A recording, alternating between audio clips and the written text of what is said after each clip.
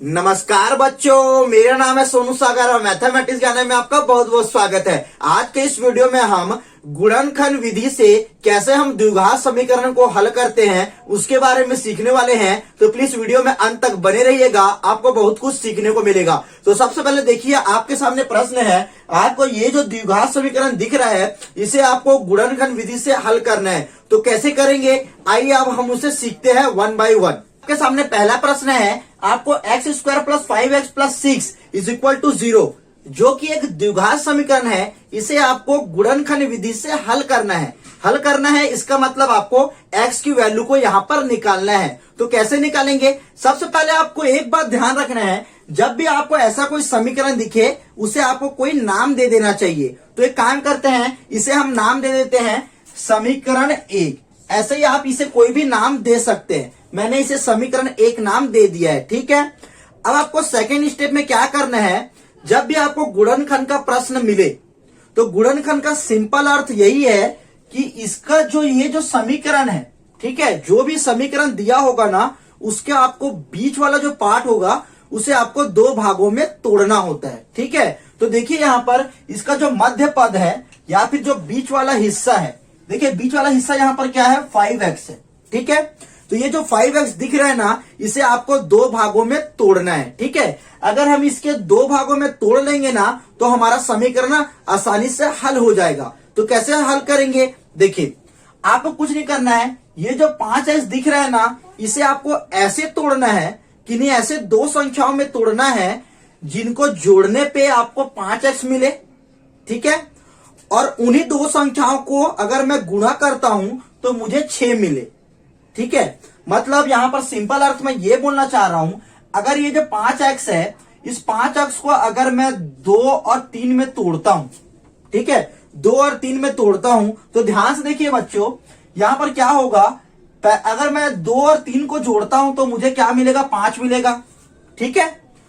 ये वापस हमें मिल गया, 5x मिल जाएगा। और देखिए अगर मैं 2 और 3 को गुणा करता हूं, ठीक है, 2 और 3 को गुणा करूंगा तो मुझे 6 मिल जाएगा, ठीक है। मैंने आपको बोला था कि आपको इस 5x को ऐसी संख्याओं में तोड़ना है जिनको ना जोड़ने पे तो आपको 5 वापस मिल जाए, ठीक है, और उन्हीं दो संख्याओं को गुणा करने पे आपको 6 वापस मिले। तो ध्यान से देखिए, इन दोनों का जोड़ने पे तो 5 मिला और इन दोनों को गुणा करने पे 6 मिला। यहाँ हमें पता चल गया है कि ये जो 5x जो दिख रहा है ना, इसे हम 2 और 3 में तोड़ सकते हैं। तो आइए, आपको अब सेकेंड स्टेप में करना कुछ नहीं है, ये जो एक्स स्क्वायर दिख रहा है इसे आप जैसे का तैसा यहाँ पर उतार दीजिए, ठीक है। उसके बाद देखिए प्लस है तो प्लस उतार दीजिए। फिर ये जो 5x है ना, इसे हमें दो पार्ट में तोड़ना है। तो कैसे तोड़ेंगे, देखिए यहां पर आप लिख दीजिए 2x, ठीक है। उसके बाद लिख दीजिए यहां पर प्लस, उसके बाद यहां पर लिख दीजिए 3x, ठीक है। 3x लिखिए, फिर देखिए प्लस का 6 है तो प्लस 6 यहां पर लिख दीजिए। उसके बाद 0 है तो 0 लिख दीजिए, ठीक है। अब थर्ड स्टेप में आपको क्या करना है, मैं आपको समझने के लिए केवल बता रहा हूं। आप एक काम कीजिए, यहां पर ब्रैकेट लगा दीजिए, ठीक है, यहां पर, ये केवल समझने के लिए, ठीक है। देखिए यहां पर मैंने ब्रैकेट लगा दिया है, आप चाहो तो लगा भी सकते हो, ठीक। अब आपको क्या करना है, ध्यान से देखिए, इतने हिस्से को देखिए पहले, इन दोनों में ना यहां और यहां आपको क्या चीज कॉमन दिख रहा है, मतलब दोनों में क्या समानताएं हैं। तो ध्यान से देखिए, यहां भी x है, यहां भी x है, ठीक है, मतलब दोनों में x है। तो एक काम कीजिए, यहां पर एक x है और यहां पर 2x है, तो यहां से एक x और यहां से एक x को बाहर निकाल लीजिए, ठीक है, मतलब कॉमन ले लीजिए। तो कैसे लेंगे कॉमन, तो देखिए सबसे पहले आप क्या कीजिए, x ले लीजिए। x लेने के बाद आप क्या कीजिए, यहां पर लिख दीजिए x, क्योंकि देखिए यहां पर 2x था, ठीक है, एक x को मैंने बाहर बुला लिया है। अब एक x को बाहर बुलाया तो अंदर कितना बचेगा, एक ही x तो बचेगा ना, तो यहां पर एक x बच गया, ठीक। अब उसके क्या करना है, आपको यहां पर लिख देना है +2, ठीक है। अब +2 देखने का इस x को लिखना है क्या, इस x को नहीं लिखना है, क्यों, क्योंकि इस x को हमने बाहर बुला लिया है, ठीक। अब आपको यहां पर ब्रैकेट लगा देना है, ठीक है। अब आपको क्या करना है, यहां पर प्लस लिख देना है, प्लस चिन्ह था तो प्लस ही लिख दिए हम। अब आपको क्या करना है, यहां से ना, इन दोनों में से ना फिर से आपको कौन सा कॉमन है उसे निकालना है, ठीक है। अब कॉमन यहां पर क्या है, देखिए यहां पर तो x भी नहीं है 6 के पास और यहां x है, तो x तो बाहर आएगा नहीं, ठीक है, लेकिन एक संख्या बाहर आएगा, क्या आएगा, ये जो 3 है ना, ये दोनों में कॉमन है, दोनों में कैसे कॉमन है, देखिए अगर मैं 3 को बाहर निकालता हूं तो अंदर क्या बचेगा, यहां पर बचेगा, देखिए यहां पर x बचेगा, ठीक है, और यहां पर क्या है, प्लस है, और प्लस यहां पर 6 है, तो यहां पर कितना बचेगा, यहां पर बचेगा 2 इज इक्वल टू 0, ठीक है। अब एक बात बताता हूं आपको, देखिए यहां पर 2 कैसे बचा, देखिए अगर मैं इस 3 का गुणा 2 से करूंगा वापस, देखिए ये जनरली हो क्या रहा है, अगर मैं इस 3 का गुणा x से करूंगा तो 3x वापस मिल जाएगा मुझे, ठीक है, और अगर मैं इस 3 का गुणा 2 से करूंगा, इस 3 का गुणा 2 से करूंगा तो क्या होगा, मुझे वापस से 6x मिल जाएगा। इसीलिए हमने 3 को यहां पर बाहर निकाल दिया, ठीक है, क्योंकि यहां भी 3 था और यहां 6 था, तो यहां से 3 और यहां से 3 मैंने बाहर निकाल लिया, ठीक है। और आप दूसरी बात ये भी समझ सकते हैं, ध्यान से देखिए, अगर आपको यहां पर 2x मिल गया है, ठीक है, अगर आपको यहां पर 2x मिल गया है तो 100% श्योर है कि यहां भी 2x आपको मिलेगा ही मिलेगा, ये हमेशा हर प्रश्न में आपको रहेगा, ठीक है। अगर यहां पर कोई संख्या मिल गया है ना तो सेम ही संख्या आपको यहां पर भी मिलेगा, ठीक है, दूसरे बार कॉमन लेने पे भाई मिलेगा, ये आपको ध्यान में रखना है, ठीक। अब आपको क्या करना है, देखिए ये जो 2 बार लिखा है ना, ये 2 बार, इसे आप एक बार लिख दीजिए, तो कैसे लिखेंगे, सबसे पहले आप यहां पर लिख दीजिए, थर्ड स्टेप में आप लिख दीजिए 2x, ठीक है, इसे लिख दीजिए।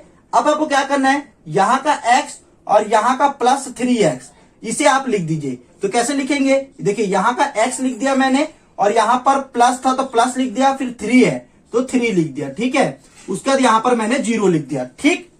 अब आपको क्या करना है, आपको कुछ नहीं करना है, देखिए यहां पर जो लिखा है ना, ये एक काम कीजिए, यहां पर आप लिख दीजिए शून्य से तुलना करने पर, आप ऐसे लिख सकते हैं, ठीक है। अब ध्यान से देखिए, ये जो लिखा है ना, इसे आप एक काम कीजिए, पहले ऐसे लिख देता हूं, ठीक है, मैं आपको समझाने के लिए बता देता हूं, ये देखिए आप ऐसा भी लिख सकते हैं, ठीक है, और यहां पर आप एक लाइन देखिए, ये वाला जो x है ना, x प्लस यहां पर 3 है इज इक्वल टू 0, आप ऐसे लिख देंगे, ठीक है, हम तुलना कर रहे हैं। अब देखिए यहां से आपको x की वैल्यू क्या मिलेगी, देखिए आपको यहां से x की वैल्यू मिलेगी, x प्लस ये 2 था, ठीक है, x plus 2 is equal to यहां पर 0 है, ठीक है। अब यहां पर क्या है, x plus 3 is equal to यहां पर 0 है, ठीक। तो ध्यान से देखिए, यहां से हमें क्या मिलेगा, इस 2 को अगर हम यहां पर भेजते हैं, मतलब राइट हैंड साइड में भेजते हैं, तो क्या होगा, ये x इज इक्वल टू, ये 2 यहां पर ना धन में है, मतलब प्लस में है, तो इधर जाने के बाद ये क्या हो जाएगा, नेगेटिव हो जाएगा, तो यहां से हमें x की 1 मान मिल गया, ठीक है। अब क्या करना है, देखिए यहां पर x प्लस 3 है, इस 3 को फिर से हम इधर भेज देते हैं, तो क्या मिलेगा हमें, यहां पर फिर से हमें मिल जाएगा -3, तो ये हो जाएगा इसका -3, ठीक है। तो ध्यान से देखिए, यहां पर x की वैल्यू -2 मिल रही है और यहां पर x की वैल्यू -3 मिल रही है। बस आपको एक लास्ट में एक लाइन लिखना होगा, क्या करना है आपको, यहां पर ये जो लिखा हुआ है आपको सिंपल सा ऐसा लिखना है,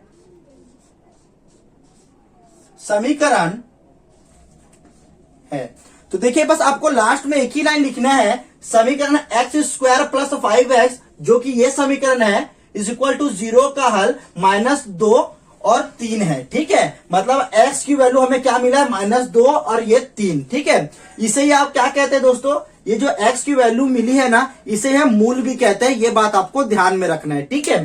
तो देखिए आज के प्रश्न में हमने पहले प्रश्न को सॉल्व कर लिया है, अगले वीडियो में मैं आपको इसका सेकंड प्रश्न को कैसे हम सॉल्व करेंगे उसके बारे में सिखाऊंगा, तो प्लीज अगला वीडियो भी आप जरूर देखिएगा, और उम्मीद करता हूं आज का वीडियो आपको पसंद आया होगा। अगर वीडियो पसंद आया तो प्लीज वीडियो को लाइक कर दीजिए और हमारे चैनल को सब्सक्राइब कर दीजिए। तो मिलते हैं नेक्स्ट वीडियो में, तब तक के लिए धन्यवाद।